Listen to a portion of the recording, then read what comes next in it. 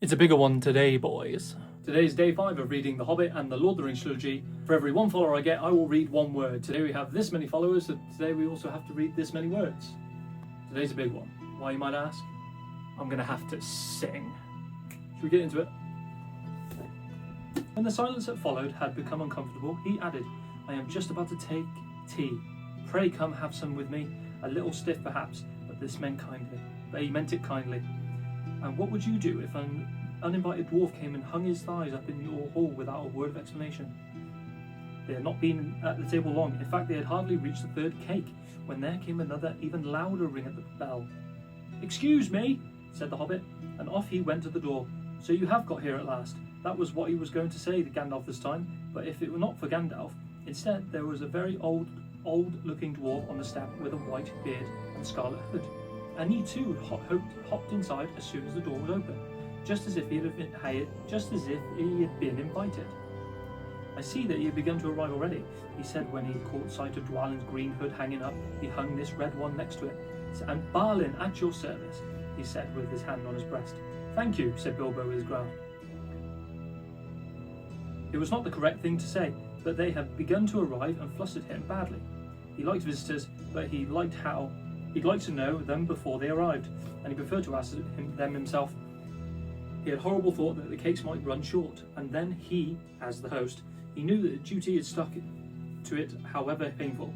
He might have gone without. Come along in and have some tea, he managed to say after taking a deep breath. A little beer would suit me better, if it's all the same to you, my good sir, said Balin with a white beard. But I don't mind some cake, seed cake if you have any.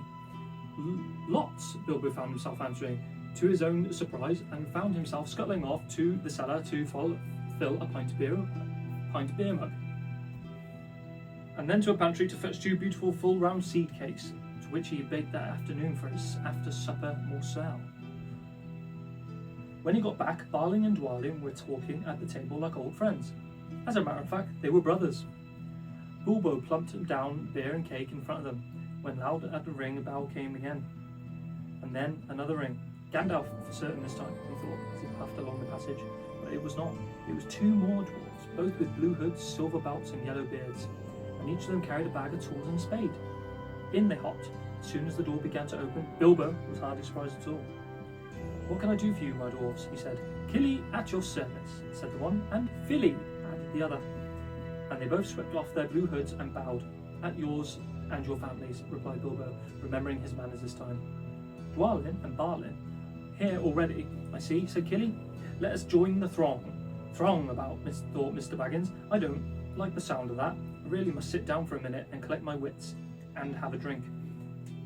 He had only just had a sip, in the corner, while the 4 dwarfs sat around the table and talked about mines and gold and troubles with the goblins and the depredations of dragons, and lots of other things which he did not understand, and did not want to, for they sounded much too adventurous, when ding-dong-a-ling-dang,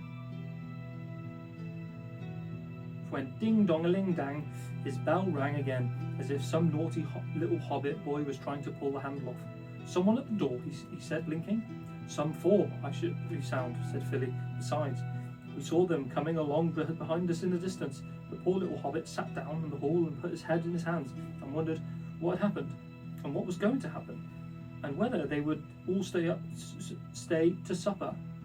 Then the bell rang, again louder than ever, and he had to run to the door. It was not 4 after all, it was 5. Another dwarf had come along while he was wandering in the hall. He had hardly turned the knob before they were all inside, bowing and saying, at your service, one after the other. Dory, Nori, Ori, Oin and Gloin were their names, and very soon 2 purple hoods, a grey hood, a brown hood and a white hood were hanging on the pegs. And off they marched with their broad hands stuck in their gold and silver belts to join the others. Already it had almost become a throng. Some called for ale, some called for porter, and one for coffee, and all of them for cakes, so the Hobbit was kept very busy for a while.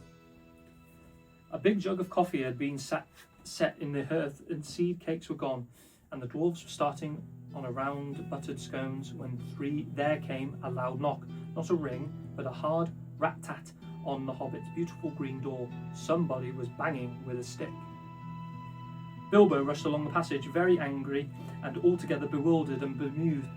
This was the most awkward Wednesday he had ever remembered. He pulled open the door with a jerk, and they fell in, one on top of the other.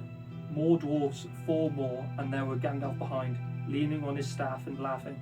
He had made quite a dent on the beautiful door. He had also, by the way, knocked out the secret mark that they had put there the morning before. Carefully, carefully, he said. It's not like you, Bilbo, to keep friends waiting on the mat, and then open the door like a pop gun. Let me introduce Biffa, Boffa, Bomber, and especially Thorin.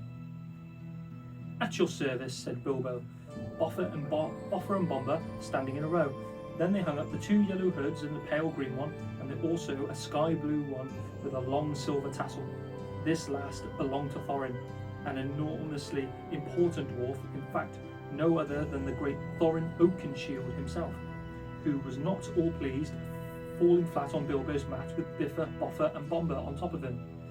For one thing, Bomber was immensely fat and heavy. Thorin indeed was very haughty, and said nothing about service but poor.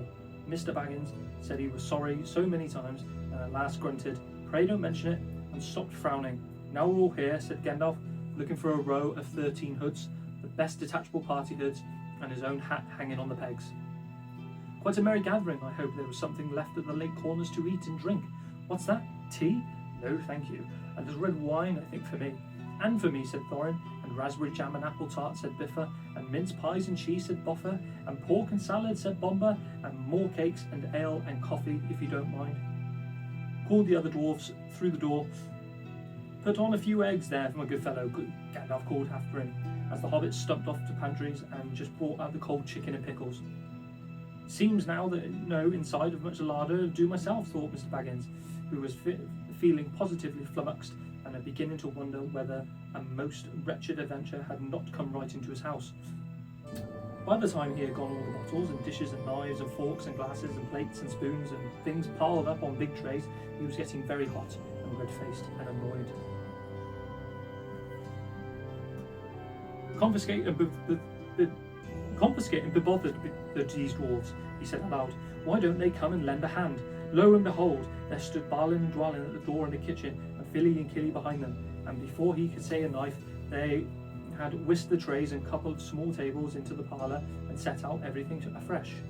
Gandalf sat at the head of the party, with the 13 dwarves all around, and Bilbo sat on a stool in the fireside, nibbling at a biscuit. His appetite was quite taken away, and trying to look at this as if it was perfectly ordinary and not in the least an adventure. The dwarves ate and talked, and time got on. At least they pushed their chairs back, and Bilbo made a move to collect their plates and glasses. "I suppose you will stay for supper," he said to the politest, unpressing tones. "Of course," said Thorin, "and after? What she get through the business till late, and me must music first. Now to clear up." Thereupon the 12 dwarves, not Thorin, he was too important and stayed talking to Gandalf, jumped to their feet and made the piles and things. Off they went, not wanting trays, balancing columns and plates, each with their bottle atop with one hand, while the hobbit ran after them, almost squeaking with fright. "Please be careful, and please don't trouble. I can manage." But the dwarves only started to sing. Chip the glasses and crack the plates, blunt the knives and bend the forks. That's what Bilbo Baggins hates. Smash the bottles and burn the cork, cut the cloth and tread the fat, pour the milk on pantry floor, leave the bones on bedroom mat, splash the wine on every door, dump the crocks on boiling bowl, pound them up with tumbling pole, and then they finished up in a hole, send them all down the hill to roll. That's what Bilbo Baggins hates. So carefully with the plates. And of course, they did none of these dreadful things, and everything was cleaned and put away safe as quick as lightning.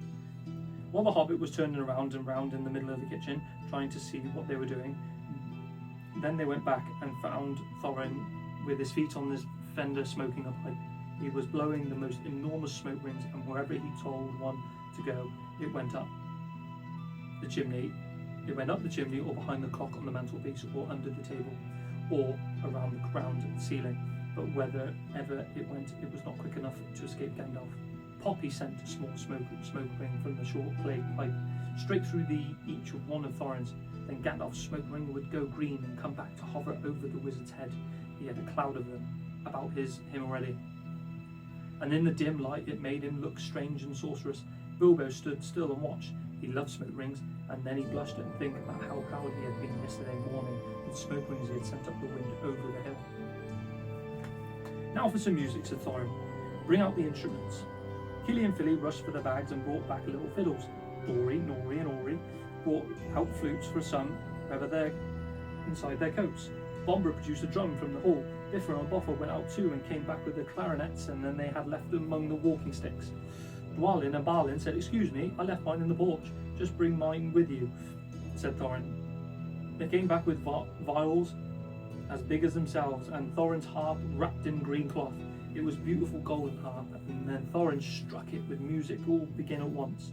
So sudden and sweet that Bilbo forgot everything else and was swept away in the dark lands under stage moons far over the water and very far from his hobbit hole under the hill.